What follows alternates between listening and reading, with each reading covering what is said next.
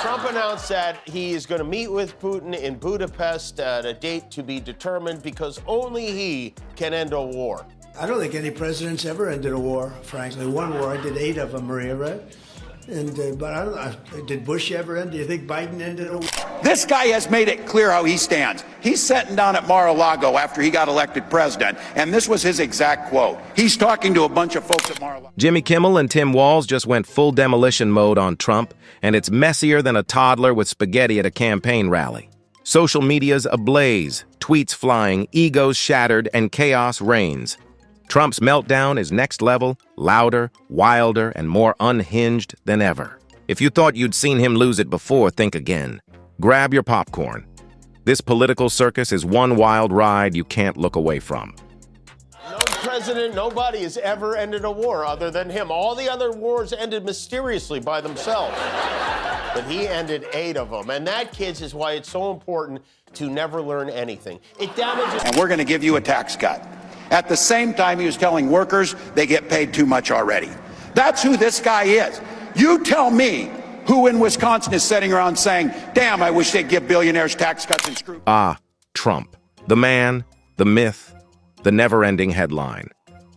Just when it seems the storm has passed, it roars back louder than ever. Jimmy Kimmel steps up, mic in hand, ready to roast, while the crowd leans in, waiting for the next wave of chaos, laughter, and political spectacle. The president has also chosen, and I stress this, chosen to tear up the values that once made America the shining light of the world. Now, in this land of the free and home of the brave, we have university students being swept up, shoved into unmarked vans, and fathers being tossed into Salvadorian gulags without a hint of due process. So I want to be real clear about this. If you say you love freedom, but you don't believe freedom is for everybody, then the thing you love isn't freedom. Trump, the man, the myth, the never-ending headline. Just when you think the chaos has peaked, he proves there's always another level. Jimmy Kimmel takes the mic, the audience leans in, and the nation braces itself for another round of shock, laughter, and pure political theater. More than $1 billion in crypto alone over the past year. And I guess $1 billion isn't enough because he's also hawking watches. If you watch Fox News or Newsmax for more than like an hour, you will see Donald Trump, our president, doing this. Hello, everyone. It's President Donald J. Trump, and it's Trump time. Check out this red beauty. It's one of my new watches. Wear it proudly on your wrist. Yeah. Don't wear it around your neck. It starts innocently enough. Kimmel flashes that trademark grin, the one that warns, I'm about to ruin your night on national TV. Trump probably braces for a light roast, but gentle isn't in Kimmel's playbook. What follows is an hour of relentless, razor-sharp comedy. Every tweet, tantrum, and headline from the past year dissected with surgical precision. The crowd roars, Trump seethes, and Kimmel stands triumphant, basking in the chaos of perfectly timed jokes and unfiltered truth. They'd take my health care away. I wish they'd underfund my public school. I wish they would make my job more difficult, more dangerous. And then at the end of the day, I wish they'd make me work till I'm 75 years old. No one's saying that. No one's asking for that agenda. What they're asking for is to be treated fairly with dignity. That's what we have. So now I can go back to my constituents, Republican constituents, and say, this is the reality of what you're facing. So again, there is going to be pain. The richness of a sitting senator like Tommy Tuberville or Elon Musk telling us we're going to have to endure pain. Are you kidding? The audience? They're absolutely losing it, laughing so hard it looks painful. You can almost hear the collective thought ripple through the crowd. How was this man ever president? Oh, right, he's not. Still, somehow this feels worse. For Trump, anyway. Kimmel isn't just telling jokes. He's conducting a masterclass in public roasting disguised as performance art. Every impression, every exaggerated smirk, every dramatic pause lands like a precision strike. The stage becomes a battlefield, and Trump's ego, once larger than life, is now clinging to life support. But where Kimmel truly dominates is in his timing. He doesn't hurl punchlines like a carnival act. He composes them, turning chaos into rhythm. The bluster, the grand gestures, the endless self-congratulation, it's all there, mirrored, magnified, and repurposed into something hilariously haunting. Kimmel morphs Trump's mannerisms into a living cartoon, a surreal parody so sharp it borders on cinema. And then, at the crescendo, he drops that line, the one that slices through the laughter like glass. The room freezes. Trump's jaw slackens. His expression flickers between rage and disbelief. You can almost hear the thought forming behind his glare. Wait, did he just say that? Oh, he did. And the internet won't let him forget it anytime soon. His part to bring the two sides together by calling one of the sides the party of hate, evil, and Satan. Hate, evil, and Satan. And that's why they call him the peace president. Teddy Roosevelt had a press conference / pity party today. He bitched and moaned and patted himself on the back so many times he almost dislocated his shoulder. He played all the hits. He bragged about winning the elections in Georgia in 2016 and 2024. He again claimed the election was stolen from him in Georgia in 2020. The blaming and the bragging, he cannot. Kimmel just served Trump a full-course meal of humiliation with an extra-large side of embarrassment. And the crowd is howling like they've witnessed a defining moment in political comedy, which, honestly, they have. But Kimmel isn't done yet. He dives headfirst into Trump's infamous Twitter archives, unearthing a digital museum of delusion. Every typo, every inflated claim, every late-night all-caps meltdown gets its moment under the spotlight. Kimmel doesn't simply read them, he performs them, complete with dramatic pauses, sound effects, props, and wildly expressive gestures that turn absurdity into pure art. The audience erupts, some doubled over in tears, unable to breathe from laughing so hard. You can almost picture Trump in his gilded office, glaring at the screen, sweat beading under the orange glow, realizing that his brilliant posts have officially become a late-night punchline. And just when it seems Kimmel's fired his last shot, he goes meta, mocking Trump, mocking himself. Every self-congratulatory rant about crowd sizes, IQ points, and imaginary triumphs gets dismantled with ruthless precision. It's savage, it's smart, and it's utterly inescapable. Somewhere out there, Trump's probably hammering out a rebuttal tweet that'll only pour gasoline on the fire. Then, as the laughter begins to settle, Tim Walz steps in, and the temperature drops. Where Kimmel is all hammer and spectacle, Walz is a scalpel. No theatrics, no shouting, just calm, incisive irony. He dissects Trump's leadership failures piece by piece, blending humor with quiet authority. Together, Kimmel and Walz deliver the perfect balance of comedy and critique, devastating, deliberate, and impossible to ignore. Negotiated the damn trade deal with them. If trade is so bad with Canada, he was the guy who signed the deal. It defies logic. But look, I think this is how he ran business. He stiffed contractors. He stiffed workers. He doesn't pay his bills. He declares bankruptcy. The one thing is, his claim that he's the business president, he is the worst possible business executive that I have ever witnessed. And I hope, this is what we need. I need the business community to speak up to Wall Street.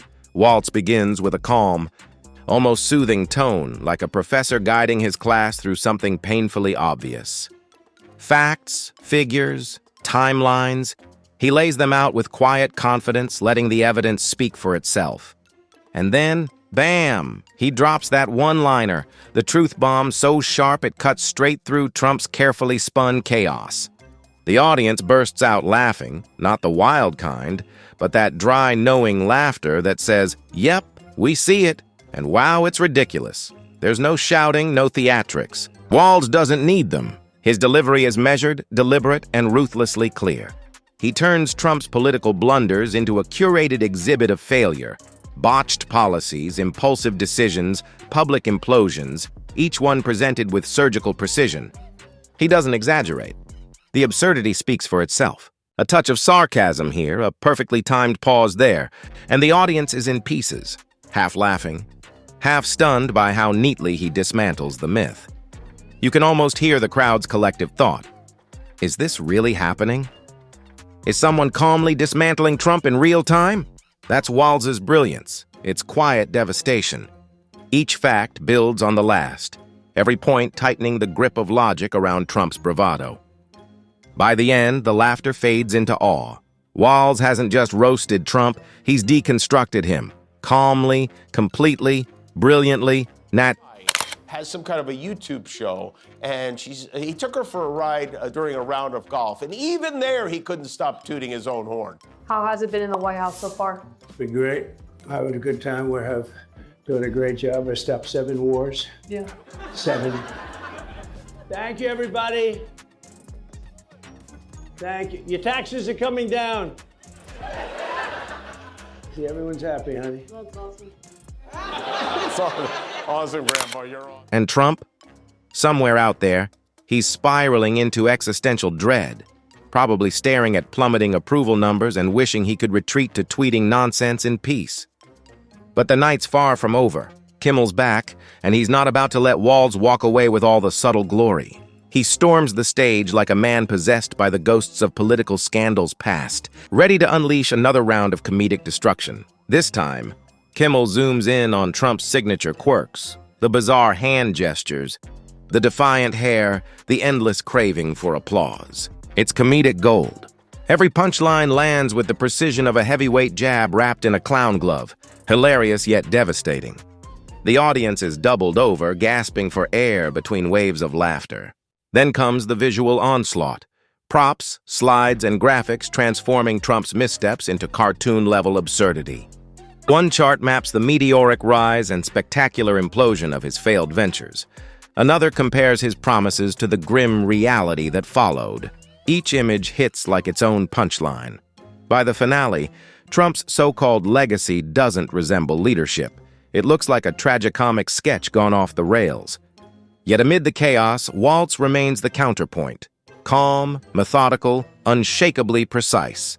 While Kimmel demolishes through humor, Walz dissects through reason. Together they create the perfect storm. Chaos meeting clarity, comedy meeting competence, and Trump's ego never stood a chance. Modern-day Gestapo is scooping folks up off the streets. They're in unmarked vans, wearing masks, being shipped off to foreign torture dungeons. No chance to mount a defense, not even a chance to kiss a loved one goodbye, just grabbed up by masked agents, shoved into those vans, and disappeared. To be clear, there's no way for us to know whether they were actually criminals or not, because they refused to give them a trial. We're supposed to just take their word for it. And when duly elected members of Congress tried to exercise their constitutional right of... Every point Walz makes lands harder than a surprise audit. By the time he's done, the audience isn't just laughing, they're nodding, stunned by how calmly and methodically he dismantles Trump without ever raising his voice. It's textbook demolition, performed with surgical precision.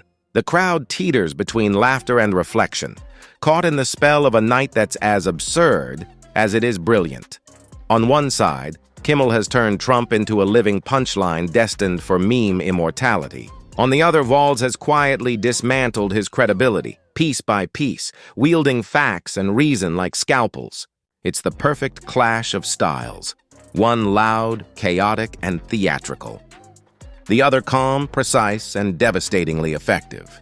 Somewhere, Trump's probably spinning in his golden chair, muttering as it dawns on him, the country and the internet have finally run out of patience. Kimmel commands the stage with pure showmanship, forcing the audience to relive every absurd chapter of Trump's public life through laughter. Then Walz steps in, balancing the chaos with clarity, turning humor into sharp political commentary. Beneath the punchlines lies something deeper, a critique of leadership, integrity, and accountability that lands harder than any insult. Together, they deliver a flawless 1-2 punch, Kimmel with the spectacle, Walz with the substance. And just when the crowd thinks it's over, Kimmel returns for one last round. Of course he does. But this time, he's not just telling jokes, he's rewriting the story. Through wit, irony, and razor-sharp storytelling, he exposes contradictions, reframes history, and reminds everyone how one man's chaos became the nation's most surreal reality show. Exciting news this weekend. According to a new poll from YouGov, which is a serious polling site, or they were before this, I am more popular than the President of the United States. The guy who keeps saying I have no ratings? Well, that makes two of us. They polled more than 1,000 people, and I lead Trump by 16 points. I'm at +3, he's at -13. It's nice, but it feels like, considering the fact that I'm not a convicted felon friend of Jeffrey Epstein, and I've never paid off a porn star. All the while, Trump's legacy is being rewritten in real time, not by historians or analysts, but by a comedian with perfect timing and a microphone. Kimmel reshapes public perception with every punchline, while Waltz keeps the pressure steady, calmly dissecting policies and exposing contradictions. Where Kimmel roars, Waltz cuts quietly, revealing the cracks in Trump's logic with surgical precision. His weapon isn't mockery, it's truth. And when truth is delivered with composure and impeccable timing, it transforms into the sharpest form of comedy imaginable. As the night winds down, the effect is undeniable. Kimmel ensures Trump will never again be taken seriously in the realm of satire. Waltz ensures he can't be taken seriously in politics. Their brilliance lies in the contrast. Kimmel's chaos paired with Waltz's calm, spectacle balanced by substance. And of course, Trump can't help himself. The tweets begin to fly, statements roll out, and the familiar storm of outrage and denial takes over. But it's too late. The damage is done. Together, Kimmel and Waltz have redefined the art of the political takedown. One brutally funny, the other ruthlessly factual. By the time the curtain falls, Trump's ego lies in ruins, his legacy reduced to its own punchline. And I just have to start by asking you what went through your head, what went through your mind when you heard those remarks from Donald Trump in the Oval Office yesterday? Well, Jen, it's good to see you, and thank you for asking. It's been pretty traumatic in Minnesota, and I think Minnesotans, certainly every Minnesotan knows Melissa Hortman's name, and most decent people do. What goes through my mind is nothing surprises me. There's no compassion, there's no empathy in this man, and there's no sense of governing for the whole country. We had a horrific act of political violence and the loss of In the end, this isn't just a night of jokes. It's a masterclass in political demolition. Kimmel brings the spectacle. Waltz brings the precision. And Trump? He gets a once-in-a-lifetime experience, if by lifetime you mean a relentless, hilarious public reckoning destined to live forever in GIFs, tweets, and endless YouTube clips. It's glorious. It's absurd. It's everything you hoped for, and then some. If you thought you'd seen Trump weather embarrassment before, think again. This is chaos, comedy, and critique rolled into one unforgettable spectacle. It's how you dismantle a president on prime time. One perfectly timed joke, one fact, one sharp observation at a time. And just when it seems the night has peaked, Kimmel unleashes the big guns, Trump's most iconic moments of sheer absurdity. The crowd braces as a montage unfolds. Speeches, rallies, press conferences, each pause, stumble, and over-the-top gesture magnified into a political blooper reel. But Kimmel doesn't just replay them. He remixes them. Slow-motion gaffes, exaggerated expressions, perfectly timed sound effects. Every awkward movement becomes a punchline, every pause a setup for laughter. By the end, the audience is gasping for air. Laughing so hard, it feels as if history itself just got a sense of humor. It's a night where comedy meets critique, spectacle meets substance, and Trump's ego is left utterly exposed for all to see. Now,